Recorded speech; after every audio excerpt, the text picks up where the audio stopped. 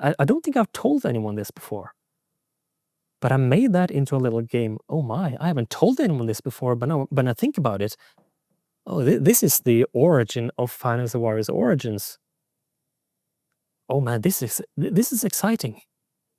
Um, I just realized it now, actually.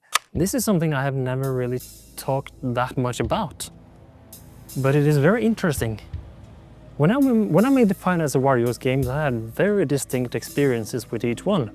But which one was the most fun to make? Let's do a little retrospective, turn the time back and talk a bit about Five Nights at Wario's, shall we?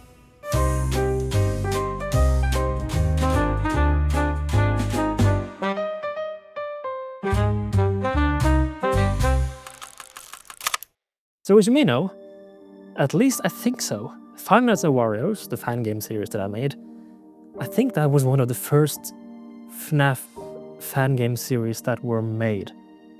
I remember watching Markiplier. I think that was many people's first introduction to Five Nights at Freddy's, his gameplay video, which is still quite iconic, to be honest. I watched that gameplay video. I was obviously fascinated by Five Nights at Freddy's as a concept. It was terrifying. I think many people agree with that. And I noticed something about it. I noticed that some transitions between, I think it was the title screen and the opening cutscene or the opening image of the newspaper article, was kind of familiar to me. Basically what happened was that the animation, the static animation on the title screen, it froze when it transitioned over to the newspaper article. And I recognized that because that is something Click Team Fusion does. And I knew that Click Team, as far as I know at least, or as far as I knew, was not very good with 3D. Not even sure if that was a possibility back then. With Click Team Fusion, that is. The same thing that I was using, and had been using for years. And because I became a fan of Five Nights at Freddy's so quickly, I thought, could it be possible for me to try to make something similar if this was indeed made with Click Team? Because the mechanics are not that complex. It is more so the painting, the decoration, the graphics that were fancy. But the mechanics behind them, not all that complex if it is simply a 2D game disguised as a 3D one. And keep in mind, it's been some years now, but it's in fact 10 years since the first game came out. The first Five Nights at Wario's came out this year, 2025. And keep in mind that it's been a while. And I made these games in quite a rapid succession. And I was kind of in a zone. You know, when you get into a zone, when you make stuff that you're really passionate about. So it's a bit hard for me to remember every detail, every decision I made and why I made them. But I can remember some things. I can remember feelings that I had, which are hard to describe, but I can try my best to go through the Five Nights at Wario's games a bit, in a little rapid succession and talk about the thought process and the experience I had making them. I can still remember the first Five Nights at Wario's, the early demo, in fact, which is still the trailer for it, or the teaser for it, is still up on my YouTube channel. You can go watch it if you want, when it looked very different. I think it had just a few cameras and no doors or windows or anything, just a simple camera mechanic. The feeling I had when I made that at that point was quite special.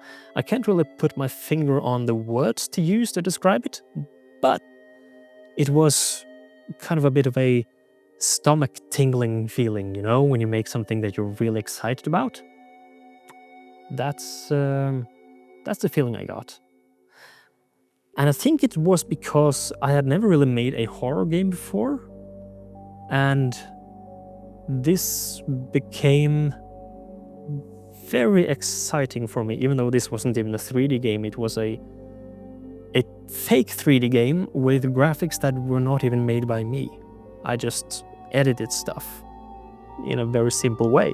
But still, that feeling was extremely exciting I still remember the sound effect I used for when you pull up the camera and when you switch the camera around and the ambient that I put in the game. I still remember that, and just those sounds made me excited because not only am I a fan of horror games, but I'm also a fan of mystery. I'm a huge fan of games, stories, films, anything that has stories in it that has mystery to it, where you know that there is more under the surface. Even better, actually, if the surface is quite simple, if the surface is not all that complex, is quite confined, but that there is something about it that tells you that if you just dig a little deeper, there might be quite a lot hiding underneath. That's the kind of stuff I like and I love. That's why I fell in love with Five Nights at Freddy's story-wise as well, and why I've fallen in love with shows like Twin Peaks. So when I made the first Five Nights at Wario's game, I remember having kind of that feeling for my own creation. I had not figured out much of the story and just how grand it would be to the scale it has ended up with today. I think when I released that game, the only thing I really knew about the story was the very basics. The backstory of the factory being cursed and, this incident with the Bruno Gate, which didn't have a name even back then, and that the spirits of Wario and co. were haunting the place. And of course, as I knew from experiences before with other types of media, when you get new information and more context with sequels and other entries, and you then go back to the previous entries and, oh, that makes so much sense now.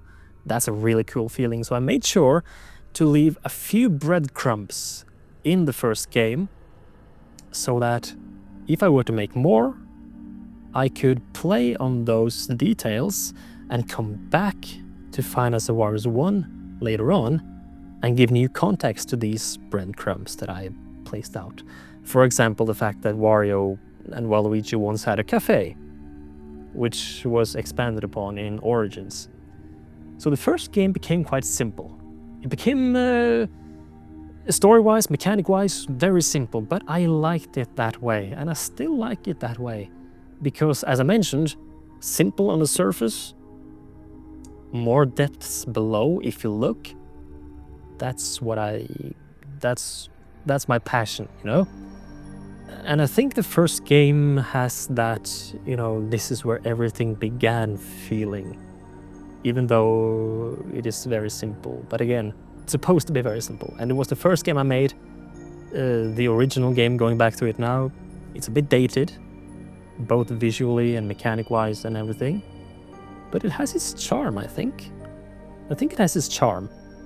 And as I said, that excitement I got from it, from making it, just the sound effects of the camera popping up, I still feel that because I thought, wow, this is an entirely new world that I can explore and create and share. This is the one I have kind of the least amount of memories with, which might also be why, when I mean memories, I mean when I think about the second game and the process of making it, I don't really get, the memories don't really trigger any specific emotion and feeling that I can clearly remember. And so it is possibly the game that made the least impact on me, and I think players as well. It is kind of the black sheep of the series, It didn't really age that well mechanically when I look back on it. It didn't offer that much in terms of the story. It did introduce Richard McElroy, played by Jocko, of all people, which is amazing. But it didn't really introduce all that much. And the mechanics they could have been refined, when looking back at it, which is what we're doing with 2 Deluxe, by the way. It didn't leave any huge impressions. It was kind of this middle child, this bridge between the first one and the third one. The second one was kind of, this was so fun, I want to do it again kind of situation. That's what it ended up being. It was the first game again, just with just some tiny little changes, you know. But essentially it was kind of the same, and it was inspired by the second FNAF game, of course, with the mask was replaced with the back rooms that you know, return back to. But the mechanics there as well didn't age that well, which is something I become more aware of later on, that mechanics have to be very understandable to players, and they have to be understandable and logical. So when you're hiding back there, and there was this whole thing with you cannot make a noise if they are in the room, but you have no way to know if they still are in the room, and some noises are okay, others are not. You know, it becomes a bit of a mess. This consistency and logic in mechanics is super important for immersion and to create more fun gameplay, essentially. That makes sense, you know? If you just have a bunch of mechanics that this character act this way and this character act this way, and this character will go away with clicking that button and this character will not, but you have to hold that button. You know, kind of random mechanics that don't make sense, that you simply just have to remember. That's not very good. And that's what I learned, or started to learn, after the second game. But this game didn't really add that much. It added, you know, Wario were incorporated into the story, as well as Richard McRoy, and not much more, to be honest. Which is why it is kind of the black sheep of the series, and which is also why I am super excited for Final Fantasy Warriors 2 Deluxe. And before we go over to Final Fantasy Warriors 3, I just want to quickly shoot in, when speaking of the Deluxe series, that don't give me as much credit for the Deluxe series as you have up until this point. Because while I kind of oversee the Deluxe series, and I write the story, and I join in on, you know, figuring out what mechanics will work best and what we should change and how we should change them, credit where credit is due, these go to Jenny and Jeb, and now Cry, which has joined our team for Russian translation, which is awesome. But these people are the ones you should credit the most, because I've been very busy with life and other things for the last couple of years. And so being on Discord and discussing the Deluxe and mechanics and such haven't been something I've been able to do all that often. But Jenny and Jeb and now Cry have been. And they have discussed things, they have figured out things, they have worked on things, graphic, the gameplay, the music, all of it. And so, while we are a team, they deserve more credits than me in this regard. So I just want to remind people that I am not making the Deluxe series. We are making the Deluxe series, and Jenny and Jeb deserve more credit than me in this regard, because they are doing an incredible job. And with 2 Deluxe, it's looking smooth. It's looking like what Final Fantasy Warriors 2 always should have looked like. So just be excited for it. Mechanics will be better, graphics better, story better, all it. Anyway, back to the retrospective. Final Fantasy Warriors 3. This was most likely the most fun game to make of all of them. Again, I don't remember why I came up, or how I came up with the decision or the idea to have this, you know, split path thing, and every night taking place in a different room. But I think it all came down to the first game was a copy of FNAF 1, the second one was a kind of a copy of FNAF 2, but it was a bit different, but not nearly different enough. With the third game, I have to start breaking the formula a bit. How can I do that? And I think the first thing I just thought of was that you are stuck in a chair in an office for 5 nights, and things remain the same, just get more difficult, and mechanics and characters are added onto the night. Can we change that somehow? And I think just that evolved naturally into the idea of I have tons of different rooms to use, and they're not used all that much, just for some camera screens.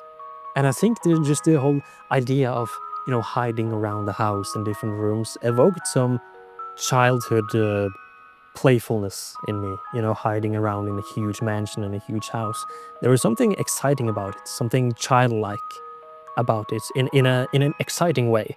And I think that was what sparked the idea of hiding in a different room every night and creating, you know, trying to create more immersion, that you are moving and living in this building, even though they're just 2D images. What I think about when I think back to the development of the third Final Fantasy Wario's game is actually the music from FNAF 3, the music box pieces that are particularly playing, or the ones that are playing in, I think it is the Shadow Bunny minigame and the Golden Freddy and Springtrap minigame. But I listen to those all the time while making Final Fantasy Wario 3 and while writing, expanding the story.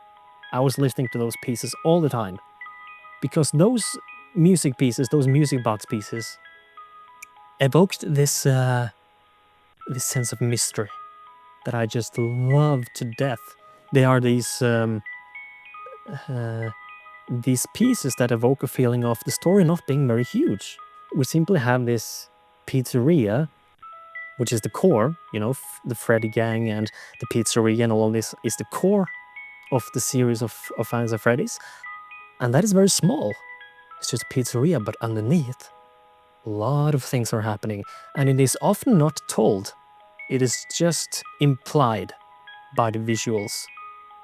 And the music in FNAF 3 really encapsulates that feeling. Like a puzzle you just want to solve so badly. And just making those jingles as well for every single room. I don't know, man, it was when my interest in Final Fantasy Wario's peaked, I think.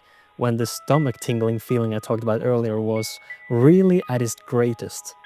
Of course, looking back, there are some very outdated mechanics, but of course, we were talking about tons of rooms, and I didn't really have the creativity and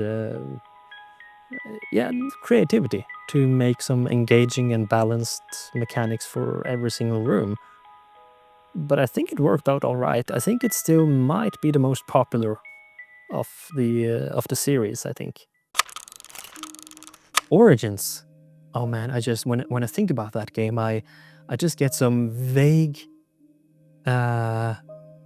feelings that I really cannot put into words. But if I were to try to describe it, I think I would describe it as Final Fantasy Warriors 3 really being this peak, with tension and a resolution to the story at that point. Many things coming together, hopefully a bit emotional, all of these things. And Origins kind of going down and being more quiet, being more strange, going back in time, kind of telling the story of the quiet before the storm, and that there are more things going on in this series than simply the first 3 games.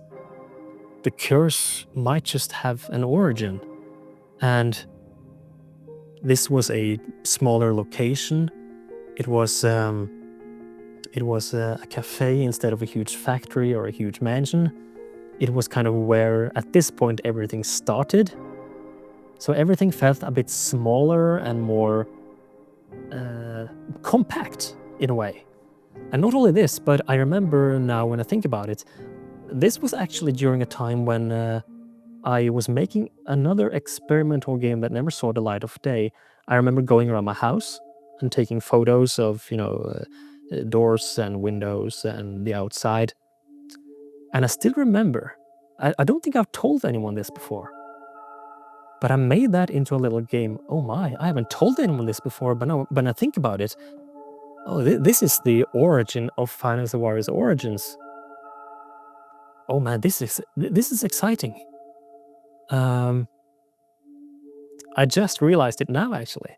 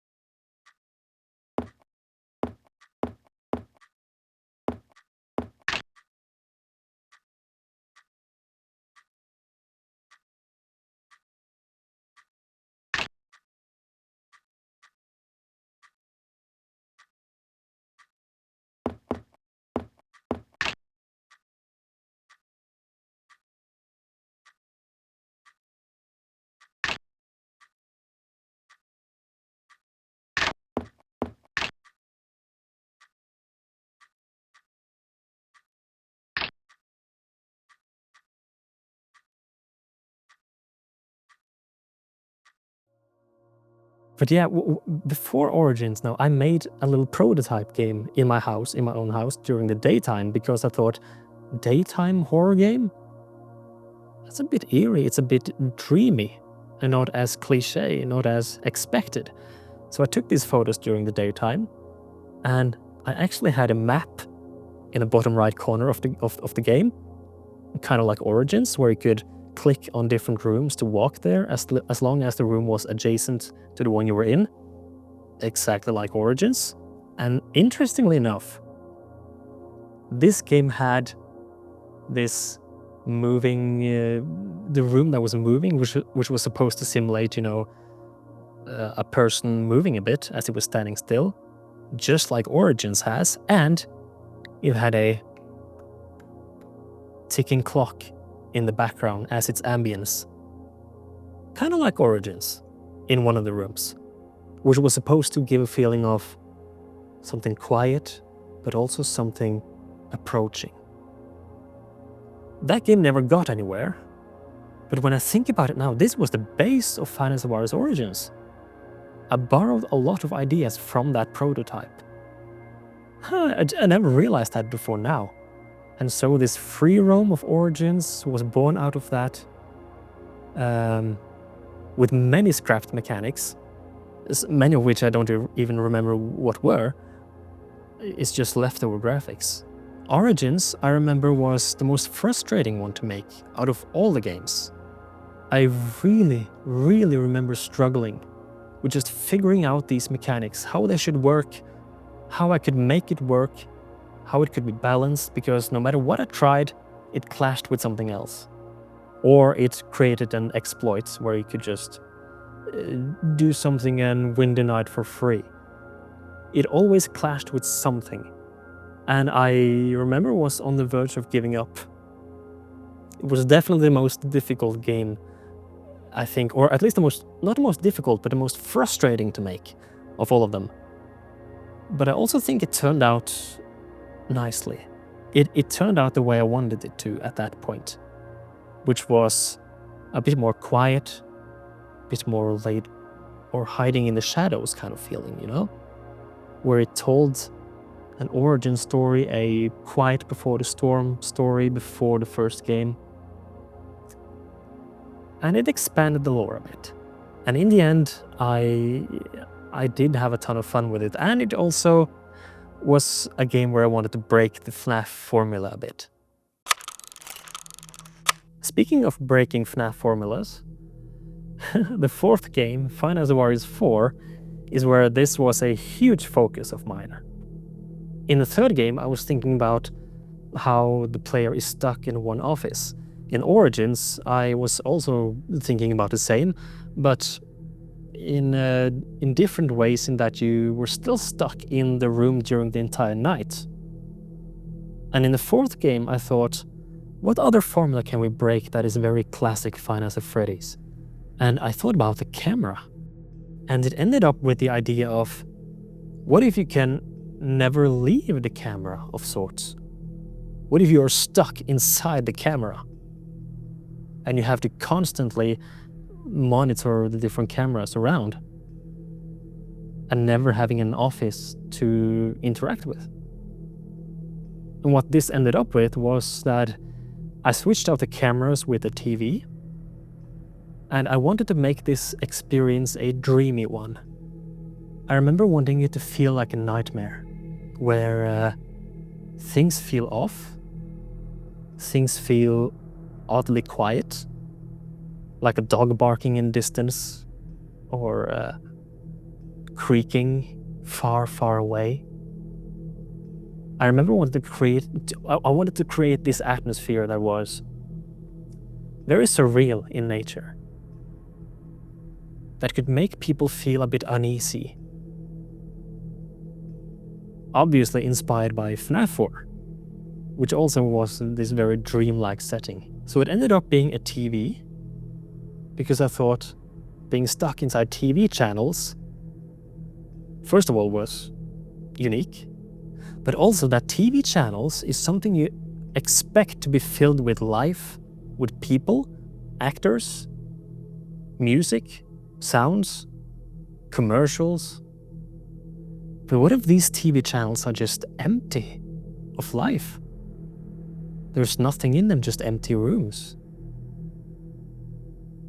That's eerie, isn't it? That's what I thought. So the TV idea stuck with me, and I ran with it. The problem came when designing mechanics. And I think this was the first time when I thought of the gameplay concept of having a main threat and the other characters being kind of, I wouldn't say distractions, but kind of, distractions. Other form of threats that were supposed to hinder your protection against the main threat. And in this case, the main threat was Wario, who was invading the channels. And the other ones had different kind of mechanics that you had to also keep in mind, but the main threat was always Wario.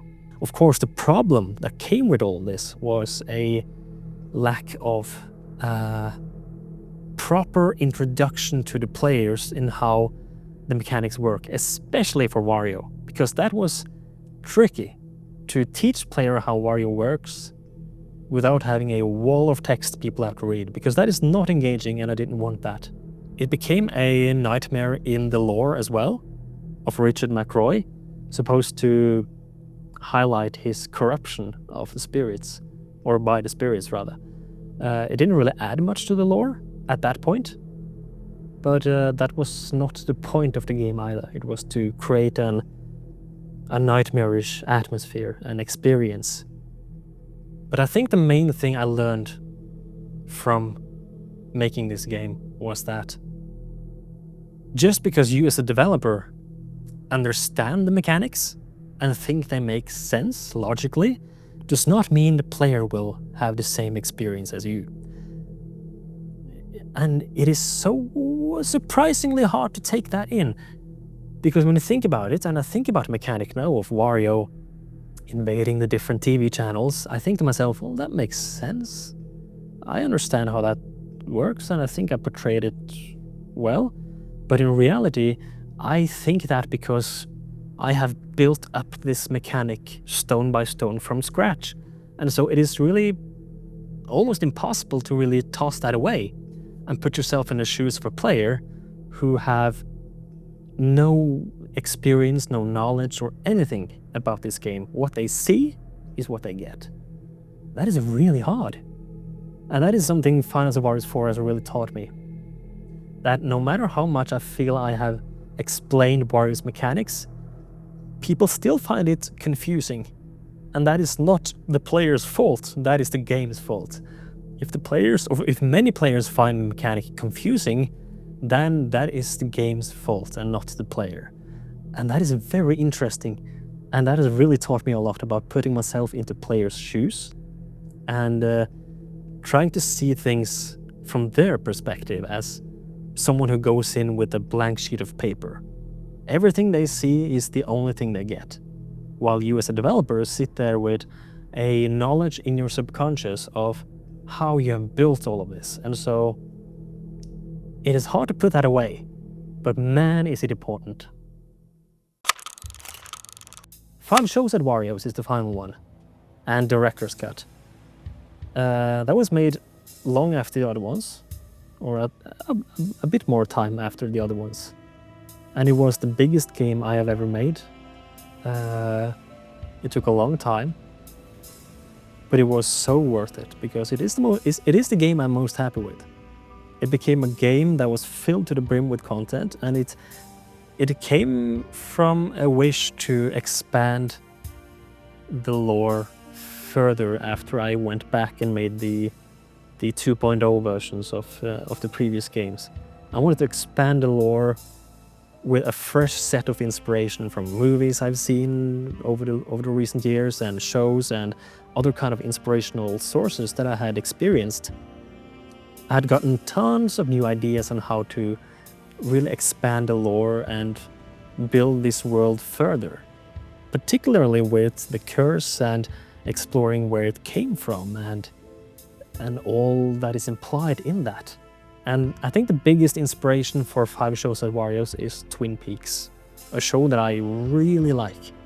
The jazzy elements of it that can still fit with the horror element, the surreal nature of it all, this strange underworld that is not a typical hellscape.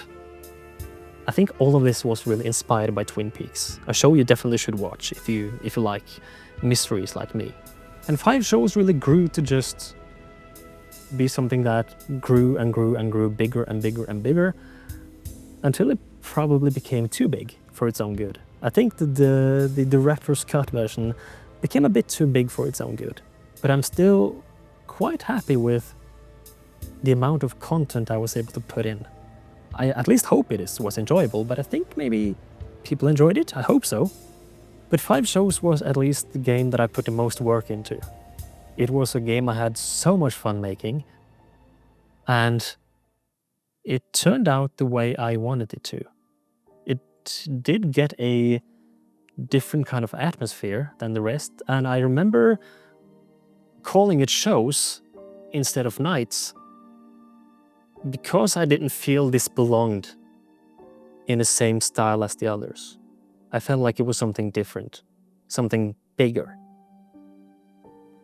And so, to this day, I think 5 Shows became the game that had the best workflow, that I had the most fun making overall, alongside the third game.